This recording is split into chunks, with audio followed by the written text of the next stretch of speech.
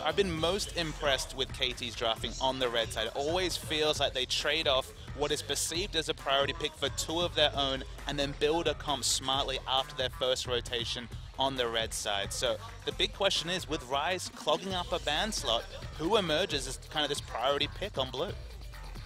Indeed. And do they leave the Kalista up here? KT have been getting that Kalista quite a bit on the red side by leaving Gragas up or something like that. Looks like no Victor once again. He's just been blanket banned for Kuro ever since he was reactivated on the tournament realm.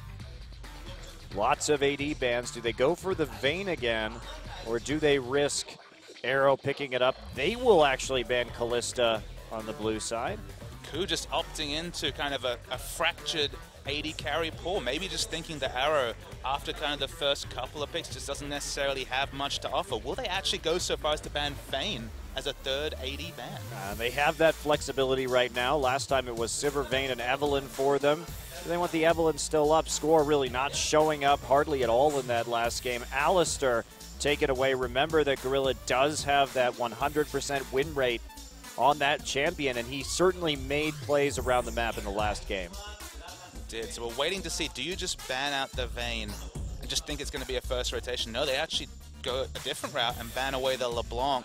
A lot of priority picks available. There's a lot of potential bans as well. No jungle bans so far. Again, only AD carries mids and the one support in Alistar. Can you leave up the Ryze? Do you give Smeb a champion like Ryze who does have this carry potential? And the answer is no. No, I think you get rid of the Ryze right there. Gragas first pick. Ooh, the Tigers. A little bit of troll hovering with the Draven right there. They're taking a little jab at Arrow after his Draven hover in the last game. Gragas, of course, Wisdom's jungler of choice, as can be said of many players, but in particular, he really likes that one. Do you take it? Eve is up this time. Lots of Eve bans against Score recently. And they're just going to go ahead and first pick that Corki. So KOO really returning to their roots from the spring season. They know Prey's great at Corki, so keep playing Corki. Of all the questions we kind of expected to be answered and pick and bans between these two teams, I don't think we were thinking about AD carry champion pools that would be specifically targeted, but that's what they're trying to do. They're trying to move Arrow away from comfort. They're going to give up a lot of power. Again, we've mentioned this. In solo queue, Score has been favoring the Warrior into Trinity Force, and okay, the damage-centric build, not necessarily as adaptive to competitive play, but Clearlove, obviously from EDG, likes to make it happen when he can. There's that flexibility, and in general, you have to hope that being invisible on the map on Evelynn is more to your strategic benefit than being invisible on the map like Nunu, like Score was last game. Gragas actually dropping surprisingly far down in the draft this time. And this is so weird. It just harkens back to the KOO Tigers run in spring when teams like KOO and teams like SKT were first picking Corki during these games. Just the priority of that pick skyrocketed to first pick on blue side. I'm not sure it's worth it still in this meta, but as long as you can hit those timings, it is a very good way to snowball a large gold lead off of an outer ring of turrets. And they've got the Gragas, too, to disengage, to just knock people off the turrets. They're just going to go for exactly the same damn thing. And I was just about to say that, of course, having such a high magic damage AD carry opens them up for an AD mid laner. With Zed exiting the meta, Varus has certainly come into it. And someday, he's already locked in the Rumble, so probably not going to get top lane Fizz. I like the idea of it against double AD, but no space for it here. And the Tigers are going to have to mix it up a bit. They're going to have to take something this game that isn't Rumble, that isn't Alistar, so they don't have as much backline threat without that equalizer, and they don't have quite the same tower dive capabilities without the Alistar to actually follow up on their poke. So Ahri against the dashless Varus in the mid lane may be the choice. That is very interesting too, the Ezreal pick coming back once again for Arrow. Yeah, do it, Arrow. I mean, I want to see the Draven as well, and he does it. He locks it in. All right, so they'd already shown they're not going to have a lot of backline threat, at least in their first 3 picks. Do KOO Tigers kind of stick to their guns? They're very strong at playing these objective focus comps that don't have the Hecarim dive potentially, but there's the potential, of course, that Smeb could go Gnar and just go God mode in the backline. Right, that's true if they want that engagement. KT much better suited to dealing with it this game. They have Evelynn flank, they have the equalizer to get in the backline and engage off of the slow. They have a really good single target damage potential from Ahri and Draven and a good way to initiate these team fights. So KT having a lot more options. The question is, do you go for Annie? And that is the Karma that we have seen reworked a bit recently. Support Karma is going to definitely be the one. That's the point where if you're on KT, like, where's my page with magic resist runes for the bot lane? Because you're going to need it against the intense magic damage poke in lane. And returning to the Riven that he's already seen success on here is Smeb. And that is such a good way to execute with the Wind Slash after everyone is already low on poke. Is it a risky composition? Is it hard to run? Is it fragile? Absolutely. But if it can work, it will absolutely destroy the enemy, and I think Fixer is very wise to take the Braum here. Yeah, return to that pocket pick Braum. You have to think this game is going to be decided by the top lane. To be honest, it was last game as it evolved after the big, bloody 5 kills early in the game. But now you've got the jungle top duos of Rumble and Evelynn against Riven and Gragas. So if Riven's able to overextend even against the invisible Eve, get kill pressure, at least kill threat onto Rumble, force him behind, I think it's worth the gamble for KOO. But you have to think both teams really going to be focusing around what is a tenuous matchup between Riven and Rumble. Yeah, I'm very interested to see how well this Karma, after some of these changes, goes through, because she's able to get that mantra pretty significantly sooner now, so her R has a lot more uptime based on some of these changes. She's gotten some new AP ratios. Not really going to be a big deal in the support position, but every little bit helps. The big thing that's changed for her is that her only true damaging spell is her Q. Still hits super hard in the early game, but no AoE damage coming through from the shield anymore. Means that you're pigeonholed more into the utility. She has a lot of it. It's just, man, you're really focusing on poke. You got Riven. So you got Riven in the top lane, obviously as more of a 1v1 threat, maybe a split push threat, but that siege, Varus, Corki, Karma is crazy. Yeah, and that shield on a Riven could absolutely be massive. It is a really, really big shield, and being able to keep that Riven through a full combo could be pretty impressive in this top lane. So eyes on Smeb again. He does have a top lane Riven win this season. He is going to be great at cleaning up after the poke, so let's get into this game. Very exciting draft phase. Execution heavy. Who can pull it off?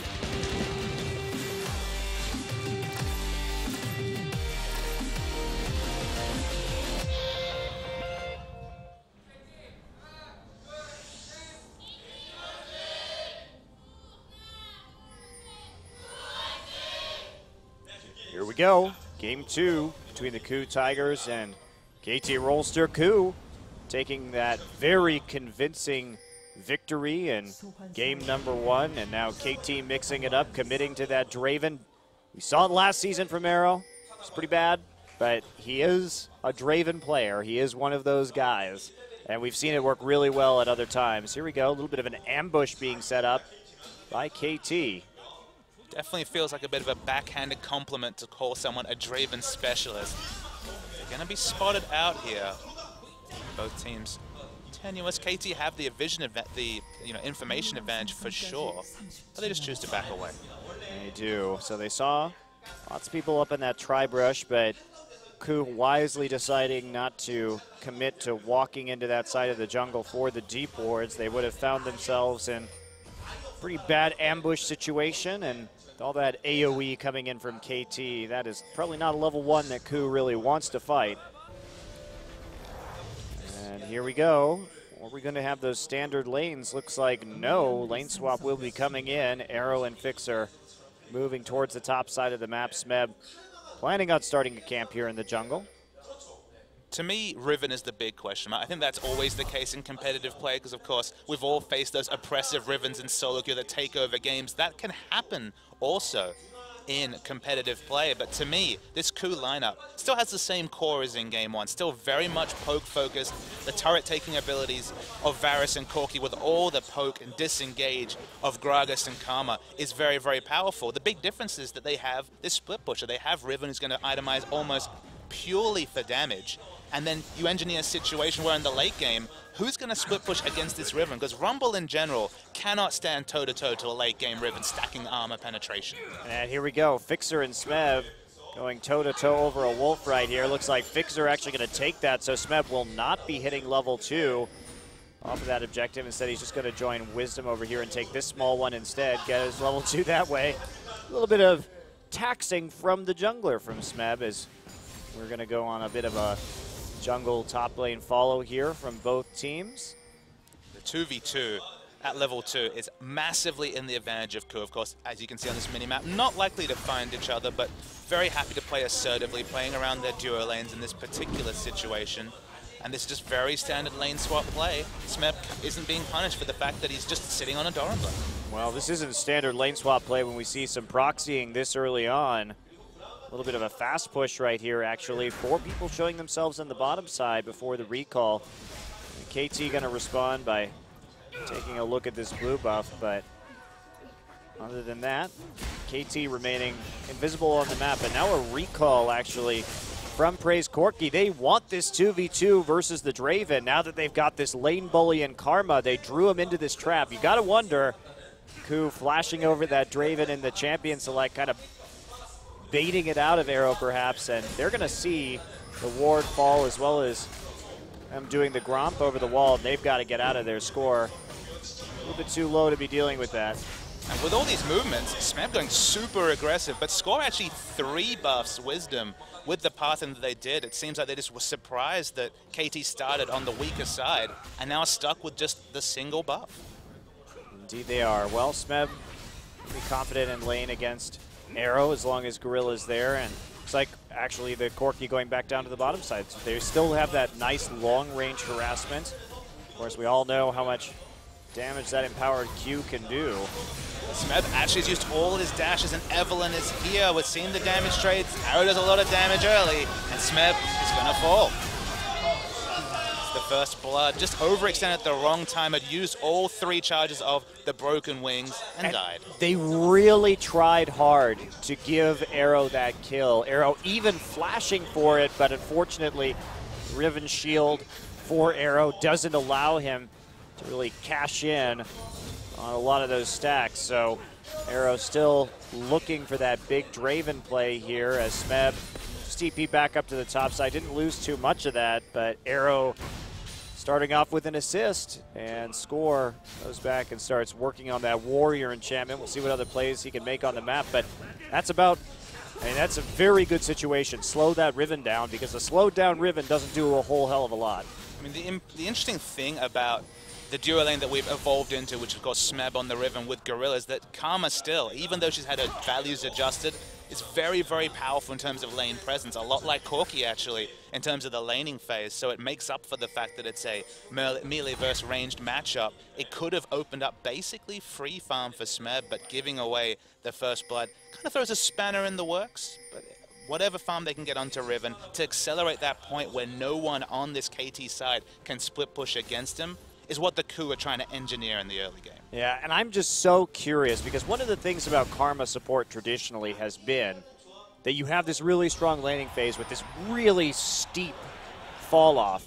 But now that the mantra, the empowered abilities, are going to be up more frequently based on the increased cooldown reduction from her passive, how much more of an effect is that going to have? Plus, these shields can't be underestimated. Some of these shields are up there at a 400 HP at max level right now, so that adds such a buffer onto someone's HP bar that Gorilla could be looking at a stronger late game, and I'm just curious to see how this Karma pans out someday, playing cautiously.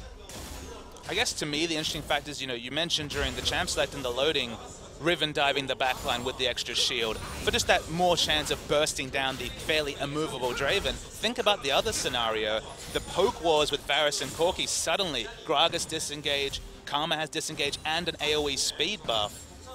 This strong disengage, strong dive. I do think this is a Karma comp that makes a lot of sense, at least on paper. I like it. And Someday not able to clear this wave right now. Not yet level 6, no equalizer.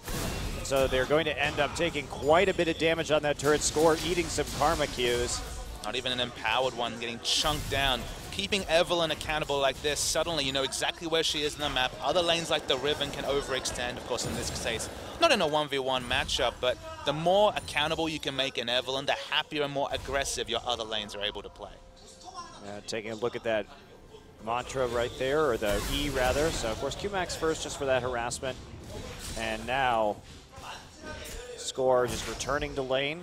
Did heal up just a tad, and Arrow looking to get into that 2v2, but this means they have to have Someday on the top side, and in spite of Smeb's death, he has actually been very successful in picking up farm, and a lot of that is because Gorilla's been playing both sides of the map so well. We talk about Gorilla in those last couple of games. He has been in top lane when he's needed to be in top lane, in bottom lane when he's needed to be on the bottom lane, denying or diving those laners and being such an absolute monster on the map so far this series. His roaming plays, as you mentioned, he's packed up and left prey far, far earlier than Fixer ever has, and Fixer's now on the Braum.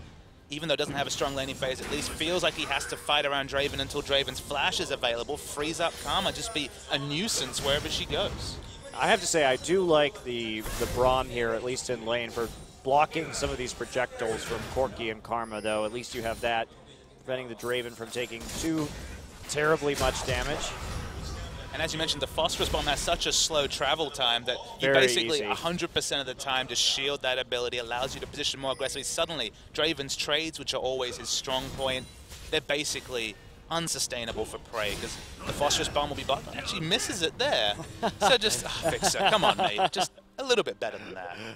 Because it's such a wide skill shot that honestly, you just throw your shit in the general direction and you should block it. Yeah, indeed. Well, here comes Someday into the jungle right now, just getting a ward down on that blue buff, seeing the transfer over to this Varus.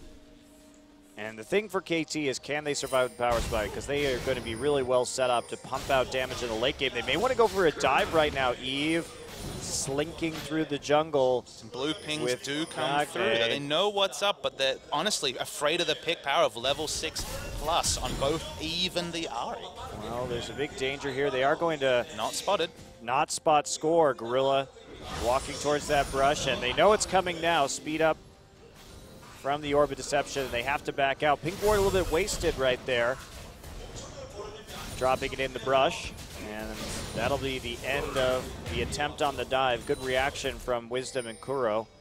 Cautious, yet still there on time to catch the wave. There was a potential that KOO would pull the trigger if they could get a flank engage from Riven. If she doesn't have to use her mobility, which is also the source of most of her damage, to get on top of the Draven, there was a team fight there that potentially KOO could win, but they had no aggressive lane wards. Backed away, which they were happy to do, given that KT were the ones that initiated the aggression. We just returned to standard lanes. Yeah, I think that caution well warranted, though. Your jungle is black right there, and that pick pressure from Nagne, especially considering he doesn't have a tier. He's got those combat stats. He has an ignite. Very threatening. Smeb still hanging in there, though. Score wants to find an opportunity in top. Wisdom's there to back Smeb up, though, and I'm not sure if you're really going to be able to do much with this. Look again, Gorilla already there. He's been so on top of Score's map movements this game. Fixer wants a piece of the pie. Fixer has the Moby Boots advantage and still is going to be by far second to this lane. Smeb smells a rat. He's already been punished once. He expects to get plenty of attention from Score. It's looking like a 6+ member fight on top. We're just waiting for someone to take the bait. Yeah, this is going to be dangerous. Who's going to get the engage right here? Both top laners playing coy right now. No one telegraphing. Braum is there as the backup. And I think it's probably going to go the way of KT if this team fight busts out. Here we go. Someday takes some trade damage. His heat is very high, though. And he's going to get under the turret, and we may see them back off. No play to be made. Ahri's been out of mid lane for a long time, too, so they are aware that Nagne's roam is a major threat. Still there, though. This is a big commitment from both teams. They should know Fixer's up there. Oh, this is so close. Score's there. There we go. Flash body slam. There's it. Can Someday get his ult off? No. Overheats immediately. Score on the run. Score just gonna die. As Someday, the heat management working in KOO's favor. KOO makes the play before he can come back and answer. And Someday smartly flashed over the wind slash, but at the same time, as you mentioned, used all his abilities basically in a panic. Overheated and wasn't able to contribute to the fight. Score dies for free. Still has his flash up, so potentially can make some plays, but Yeah, KT misfire on that particular engage, Wisdom's and KOO aren't done. Coming back around, Gorilla still here. Fixer shows up, though. He's going to heal up someday using that Relic Shield. And that'll be that, looks like, for the moment. Still no big items on Smeb, so the fact that he's able to pick up that kill should help him quite a bit. He works towards the Hex Drinker. Nagne's roams just haven't been able to find targets yet. And Arrow and Prey in that farm lane. Arrow looking for the payday off of those Draven stacks as he goes for that Bloodthirster first. Looks like we're seeing pretty standard builds here. Overall, someday going to that Haunting Guise. And Arrow just snag the crab. So with all this play around top, you might say, okay, but mid lane's been isolated between the lane swap and then just all the play around top. That isolated matchup, Varus versus Ahri, sounds on paper like definitely an Ahri assassination lane where she has 100 to 0 potential, but KOO hasn't been troubled whatsoever. Equal on CS against an Evelynn who's actually been quite predictable in her movements given that she's been envisioned so much. You'd expect Ahri to be, what, 20 CS up at minimum in this matchup, but it's been a farm lane. But Score has also been roaming into the side lanes. They haven't really exerted the kill pressure onto the Varus in this lane. Nagne's been trying to follow up on Score's map movement, so there we just don't see the ganks in the mid lane that we might expect to, considering that, like you're saying, we do have this Evelynn and Ahri combination that, in theory, should have a lot of kill pressure on a KOO.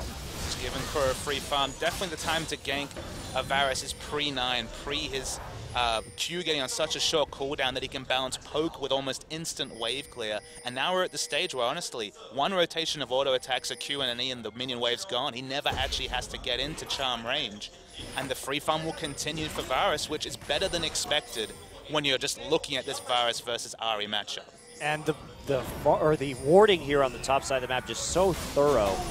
Okay, wow. Gonna take, oh, goodbye. Score's presence on Evelynn, a bit like his presence on Nunu, just invisible. Yeah, and he just hasn't been able to do much this game, but Nagne really got caught out there. Great hit on the Chain of Corruption. Following up onto Nagne using the flash as well, but Nagne very low and playing aggressively. Good reaction from KOO. KOO just so dominant in these games on the Varus. And engineering a solo kill in a difficult matchup. Arrow takes a lot of poke. Score once again is here.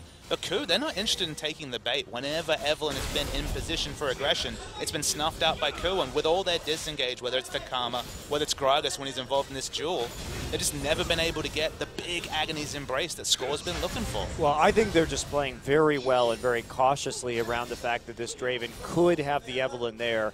Prey and Gorilla, a lot of respect given to Score's positioning on the map. And the same thing really true of Smeb outside of that first gank. They weren't able to make this second follow-up play.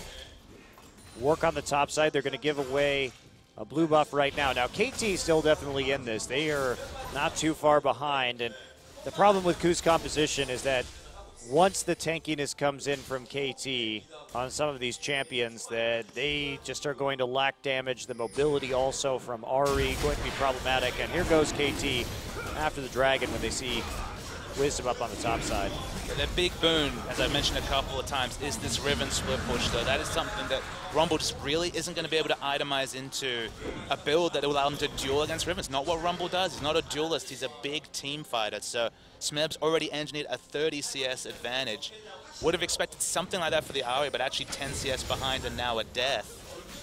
The power spikes are a kind of thing, and let's return to the Evelynn pick. It's something that you and I have talked about, Monte Cristo. How strong is Evelynn after her early clear was improved?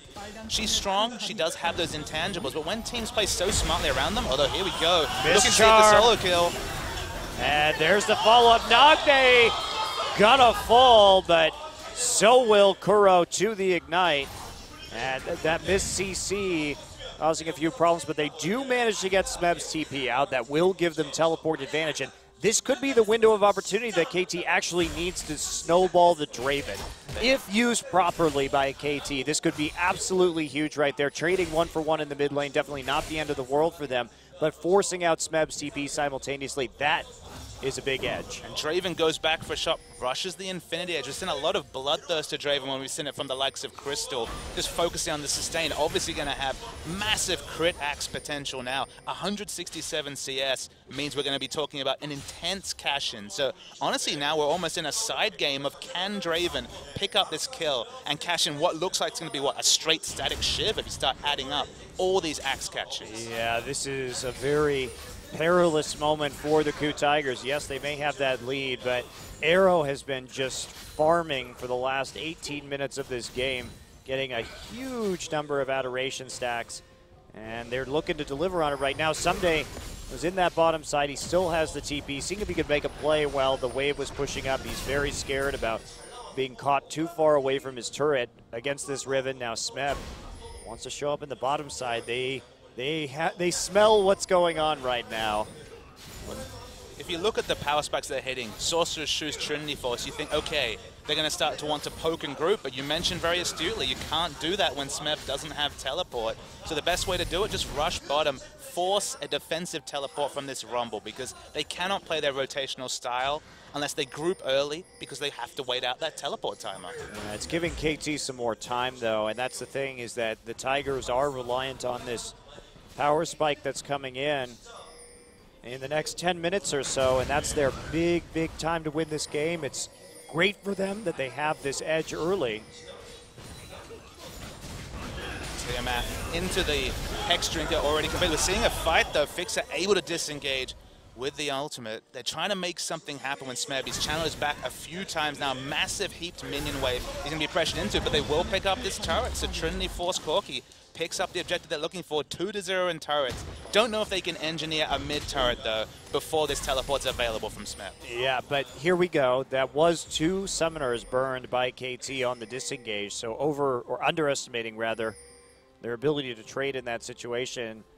And they can't keep the Tigers off the turret either. SMEB will return to pick up this accumulated minion wave and keep his 30 CS advantage on a roll. Of course, has the Tiamat now. Wasn't even able to buy any way back into this lane in terms of CS, as you mentioned. So almost no cost for picking up that turret, despite having the summoner disadvantage. So excellent rotation from KOO. You're expecting multiple members in mid, though Varus has had to go back and shop this last outer turret. Again, Riven flanks, just like Ryze flanks, they're not quite what you expect. They're not quite the Shyvana or Hekarims of the world. But if you get in melee range of this Draven with the ultimate active, you will assassinate the Draven. And yeah, especially without any kind of overshield from that Bloodthirster as well, going for that damage, but not necessarily the safest bet against the poke coming in and the assassination potential from the Tigers. KT, though, one advantage that they have is that they have that first dragon, which means that KOO can't really run this game out on a particularly short timer. So it was actually very beneficial that they were able to grab that one while they're looking to probably hold out for a little while and wait out the timing window that KOO is trying to go for. And they're just playing conservatively, but you know, one thing KOO has done, again, Gorilla and SMEB have been covering their team's pushes and their team's pressure so well in the last couple of games. It's been offering quite a few options right there. And here comes the poke. Here we go, the 5-man group, no surprise at this time. They're going to try and get a flank with Score. No pink wards on the flanks, actually. This could be good for KT. Waiting to see what happens. They're waiting for KOO to overextend for maybe the next minion wave. They haven't seen Score.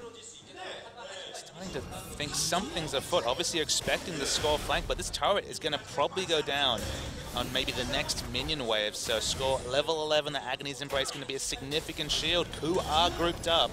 Score's on the wrong side. Wisdom is actually zoning him out right now just by standing in the river brush. And that's going to keep the poke on right now. This is great formation. The Karma, the Gragas. Are they going to go for it, though? Chain of Corruption, there's the Agony's Embrace. Not a great one, but there we go. Some damage coming through. Whirling Death takes down Gorilla. He gets the cash in on the Adoration stack, so Arrow getting something in return for that turret going down. They're still sieging, and it looks like they may back off. This power of this Draven will be the big X factor. Look at that, 1670 gold. Opened up a casual 1,000 gold lead, and only 300 gold. That's going to be the the kill that he's picked up. But continuing the siege, though, KT have to equalizer. Looks like that's not going to go down someday. Taking a few hits, but they do repel the siege before a Tier 2 falls. So still a 3,000 gold lead for the KOO Tigers when the dust settles, but only one turret, and at least they got something for it. Nagne wants Kuro. Use the charm, goes wide. So does the Chains of Corruption. Both skill shots missing, but in the meantime, Dragon picked up by KOO. Not going to be a re-engage here. One thing I want to say, though, about the turret damage that came through from KOO, you can see that if you don't stagger these recalls expertly here, KT, there's so much window for very big bursts of damage to come into those objectives. That's what they've picked for, and they have to be aware of that when they start to back off and buy items. Yeah, and the commitment that KT needs to do as well in this particular situation. They can't just mill around and get poked. They have to find those angles. But in that mid lane siege, KOO did such a good job. They didn't have the pink wards on their flanks, but what did they do? They put Gorilla on one side of the river in the brush and Wisdom on the other side, and let that three-man core just kind of sit there in the mid lane while they defended the flanks, made sure that that engage wasn't coming through. And that's why Score got such a lackluster Evelyn ultimate, was because he couldn't find the right angle. Great setup. It's the laning support strategy of only having one ward from your trinket, so you human ward, Chains of Corruption, big burst damage, and just assassinated by Kuro on the Vayne. That's an Ahri assassinated by Vayne. Smeb isn't here. They can force this fight if they want to, but KT playing very passively as their turrets fall here. Charge up the mid lane continuing. They're going to get some damage down onto this inhib turret. And the thing is, Riven's actually showing on wards, so they know that Riven's not engaged, but with one of their main pick engage tools in Nagne's Ahri dead, little recourse for them, and the push continues. Now they're starting to lose buffs. This is feeling very reminiscent of Game 1, despite the fact that they've picked a comp with a cogent identity with similar power spikes on the KT side. Still, KOO is running this game off the back of the mid lane Varus. And it's this poke, again, that identity that KOO has had. I'm still skeptical, though. Yes, this team is looking a lot better, but it just seems to me that the Tigers have gone back to old tricks instead of actually fixing a lot of the problems that have been plaguing their team since Cinderhulk arrived. They are very good at this style of play, but it doesn't show a great deal of versatility. With the increase in popularity of Rumble, has basically become a first or second rotation pick. It really opened up another poke game coming out from this KOO lineup. They don't have someone to split push against Smeb. They don't have a super tank that can shrug off the mixed damage poke coming through from Varus and Corki. They do have some pick potential. They do have the Ahri and the Evelyn, but as you mentioned, KOO, so smart around playing against the Evelyn, even without the 100 gold investments of the pink wards. Score, once again, just isn't able to get involved. And it's a low kill score game, which the turret score tells you everything about this game, Monte Cristo. 5-0. Yeah, and if KT can somehow take out a couple of these towers, they're going to actually right the ship to a certain degree. But like you're saying, Papa, the deal is that Smeb can just push so quickly with this Tiamat on the Riven that how do you maintain that lane pressure at the moment if you're KT? You just don't have very reliable wave clear at the moment. So you're basically, Smeb will walk into a lane, fast push it up to your tier 2, then leave, and it takes you twice as long to push it back to their tier 1 or along that long lane. So there's not really great options for setting up sideways, for manipulating them in a way that KOO can't so easily defend. And it's one of those situations where the only item Rumble can actually build to push a lane is Abyssal Scepter, and that's not even an option in this particular case. Of course, reducing the magic resist of the lane minions gives them a bit of pushing potential to work against the fact that the Flamespitter has lower base damage against minions. We're seeing just some milling around the mid lane by KT. I just love the Riven pick, and honestly, I love the identity that KOO's forced. Back in the day, when we used to see Gragas, we talked about Gragas Kha'Zix, where you throw down the explosive cast, isolate members, and get assassinations. In this game, Gragas Riven has the same team fighting potential, so not even having to just split push with Riven and hope for the best, even having team fighting options with the Riven, that's exciting for KOO to put together. Yeah, I just love that they have a ranged execute on the Riven as well to follow up on the poke. It really does work well in this composition. I am not a Riven fan generally, but I do really appreciate how it works here. Now, here we go. Arrow really not with much to clear these waves yet. Lots of damage, though. And will he be able to stop it? Score finds an angle. There's the equalizer going down. Whirling Death rips through the team. Nagne low. There's an explosive cast. And there is a double kill for KOO with a single piercing arrow lined up by the Gragas ultimate. Well done. And Smeb just gets the fight. Wasn't involved whatsoever. Now can just chase away members. Both of these strong turret-taking ADs are almost full health. They're going to need to wait for a minion wave. There's still some minions alive, and they're at least going to get an excellent chunk of damage. Yeah, there we go. Charging forward right here, KOO. Gonna tank just a little bit, but no problem with the inhibitor turret. They can't go any further with the death timers the way they are right now, but KOO just running through KT, knocking down turrets left and right. And you know, the engage wasn't that bad, but Prey and KOO flash off immediately. They get Nagne. And what a beautiful setup. KOO reacting so well to the trajectory forced on the KT arrows by that Gragas ultimate. And I'm just not convinced by Ahri these days. It's been a long time since I've seen what I think is a truly great Ahri game. Seems like her skill shot's just a little bit too tough to hit right now for most players. It does seem how it's evolved. Obviously, Faker struggled on the champion yesterday in that one loss against Anarchy for SKT. The Varus 6-1-0, basically untroubled. I just don't see the upside of Ahri right now because her burst just isn't what it used to be. And if you miss just one of her skill shots, you're toast, pretty much. I think it's one of those situations where you want to pick an assassin, but Zed's not really available. Even with the Rumble, the Zed makes sense in terms of damage. Score is flanking, but it's going to be spotted by a pink ward. Oh, they have to honestly, go in on this. Yeah. They have to, but will they get anything from it? There's the tether. There's the chain of corruption, and there is a very dead Evelynn as a giant bottle of champagne crushes KT's hopes in this game. Usually something for celebration, but it's definitely only well, for KOO. It's a KOO celebration. Works for them. I mean, this is the last thing I expected from this series is it was a convincing 2-0 from KOO, but honestly, unless they make a colossal mistake, it's another game where KT, okay, they haven't picked quite as poorly as in game one, but they're just catching skill shots once again. Yeah, and not really hitting the engages too. And Nagne in the mid lane, just his lane performance against KOO. KOO, a player that isn't really known as one of the most dominant laners.